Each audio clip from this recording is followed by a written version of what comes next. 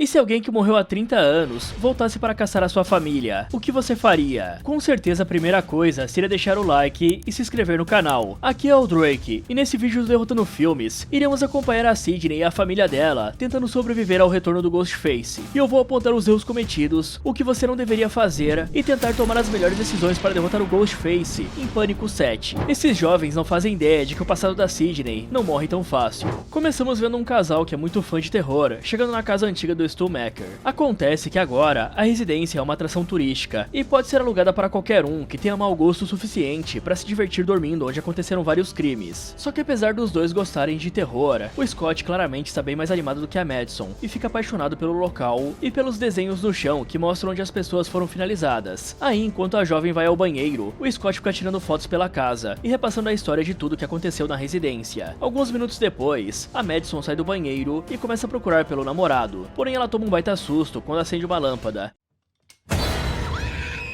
Por isso, a garota não perde tempo e sai correndo enquanto grita desesperada. Então ela vê que o Scott tinha ido pegar as malas no carro e conta pra ele sobre o Ghostface que acabou de encontrar. Ouvindo isso, o Scott decide ir verificar a situação e se aproxima do assassino com bastante calma. Só que ao fazer isso, ele descobre que na verdade, o Ghostface é apenas um animatrônico com sensor de movimento feito para assustar alguém que aluga o Airbnb, algo que ele acha legal pra caramba. E aí, aproveitando o momento, o Scott fala que sempre achou que o Stu fosse o verdadeiro mentor de tudo o que aconteceu e pergunta pra namorada qual dos dois malucos é o favorito dela. Só que a Madison não tá no clima de ficar escolhendo o psicopata preferido, e os dois começam a discutir sobre isso, e até falam sobre as teorias que o Stu não morreu em 98. Após isso, eles vão pra cozinha, onde a Amber foi queimada pela Sidney e pela Gale.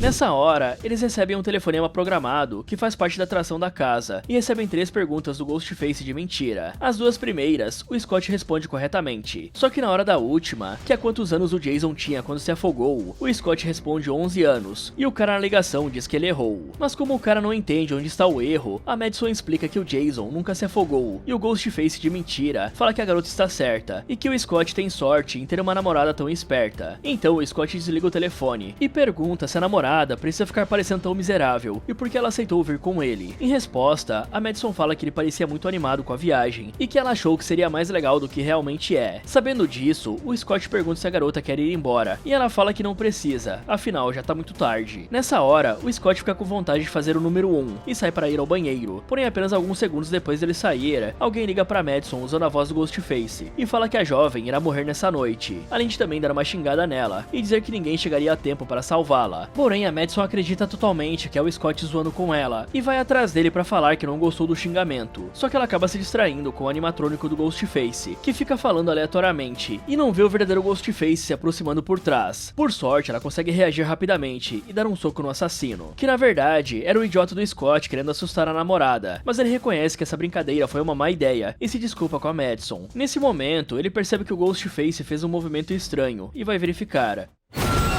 O problema é que ao fazer isso, ele é atacado pelo Ghostface real, sendo finalizado brutalmente com uma faca. Vendo isso, a Madison sai correndo do assassino, enquanto tenta se livrar dele, e apesar da jovem sofrer alguns ferimentos, ela consegue chegar no segundo andar e se jogar de cima das escadas junto com o Ghostface. Mas ao contrário do assassino, que cai com tudo no chão, a Madison segura no lustre e fica lutando para voltar pro segundo piso. Porém ela não consegue se segurar e cai com tudo em cima do Ghostface, que se vira no último segundo e faz a coitada se empalar na faca. Depois disso, o psicopata joga combustível na casa e na Madison e vai embora na maior calma do mundo, enquanto a casa pega fogo. Ok galera, aceitar dormir numa casa onde aconteceram vários homicídios já é começar com nota 0 em sobrevivência, né? Pois o conceito desse Airbnb é a armadilha perfeita. Você vai por vontade própria, fica isolado de noite, sem armas e ninguém vai te procurar porque você escolheu estar lá. Fora que não tem vizinho por perto pra ouvir um grito. E pra quem não sabe galera, turismo macabro é uma coisa real e já deu muito ruim por aí. Em Idaho, 4 estudantes foram finalizados numa casa em 2022 e o lugar virou um ponto turístico em questão de dias. Tinha gente atravessando o país para tirar selfie, invadindo o terreno e deixando objetos na porta, e ficou tão insustentável que a universidade demoliu o prédio inteiro um ano depois. Então, quando você transforma um lugar onde pessoas morreram numa atração, você não controla quem aparece. Fora que nada nessa casa é de verdade, as facas da cozinha são de mentira, o Ghostface é um boneco, ou era né? O sangue no chão é tinta, e se você precisa se defender, não tem uma arma real na casa inteira. Então, se você insiste em ir para um lugar desses, pelo menos leve uma faca faca de verdade ou um spray de pimenta. O bom mesmo é ter uma arma de verdade, né? Mas mandar a localização ao vivo pra alguém de fora e na hora que chegar, checar onde fica as saídas, já ajuda bastante. Eu não queria desarmado. Eu nunca vou pra algum lugar assim, sem compartilhar a localização com a minha família antes. E a primeira coisa que eu faria era identificar a porta dos fundos. E se eu morasse nos Estados Unidos, com certeza eu estaria armado, né? E a Madison levou 3 sustos falsos nessa noite, e cada um ensinou o cérebro dela uma coisa errada, que o perigo nessa casa era uma mentira. Pra vocês entenderem melhor, na medicina isso se chama fadiga de alarme. Numa UTI em Boston, os monitores de pacientes disparavam em média 88 mil alarmes por semana, e 80% eram falsos. Não tinha nada de errado com o paciente. E com o tempo, os enfermeiros pararam de reagir, e entre 2005 e 2010, 566 pessoas morreram nos Estados Unidos, porque ninguém respondeu ao alarme que importava. E a Madison passou pelo mesmo processo em uma noite, e passou 3 sustos falsos para não conseguir mais distinguir a ameaça real de brincadeira. Era só ter tirado a máscara do boneco. Sem máscara no animatrônico, qualquer coisa com máscara do Ghostface na casa seria uma ameaça real, e não teria nenhuma confusão, né? E o instinto da Madison tava certo, e ela acabou ignorando. E tem uma regra em segurança pessoal que o Gavin de Becker explica no livro A Virtude do Medo. Se seu corpo diz pra sair, saia. A intuição processa perigo antes da razão. E quando você ignora esse alarme pra não parecer chato, ou pra não estragar o programa, você tá trocando sobrevivência por educação social. E a desculpa que a Madison usou para ficar foi que já era tarde. Só que estar num lugar isolado, de madrugada, e numa casa onde aconteceu um crime, é justamente o motivo para entrar no carro e ir embora. Se ela tivesse ouvido o próprio instinto naquela hora, os dois estavam vivos. E o Scott sabia de cor a história de cada personagem de terror. Só que na hora que o boneco se mexeu estranho, ele foi checar sozinho e desarmado. E movimentação estranha num lugar isolado de noite é sinal para evacuar, nunca para investigar, né? Se eu fosse o Scott, eu entrava no carro com a Madison e metia o pé dali ligando pra polícia no caminho. Fora que o carro tava a poucos metros e o celular tava no bolso. Eram 2 saídas que ele ignorou pra checar um boneco. E nenhum dos dois parou pra checar a casa direito quando chegou. No imóvel alugado de noite, verificar os cômodos deveria ser automático. E aquele boneco fora do lugar é absurdo, né, galera? Como é que o Ghostface moveu sem ninguém escutar? Com certeza ele tem um ajudante, pois a única explicação é que ele moveu quando a Madison tava no celular. Mas mesmo assim esse negócio pesa e é bem grande, lá ele. E ainda por cima o boneco pode desmontar quando mexe nele e pesa pelo menos uns 15 quilos. Em paralelo ao ataque da casa do Stu, a Tatum escuta alguns barulhos do lado de fora do quarto dela e decide dar uma olhada pela janela. Nessa hora,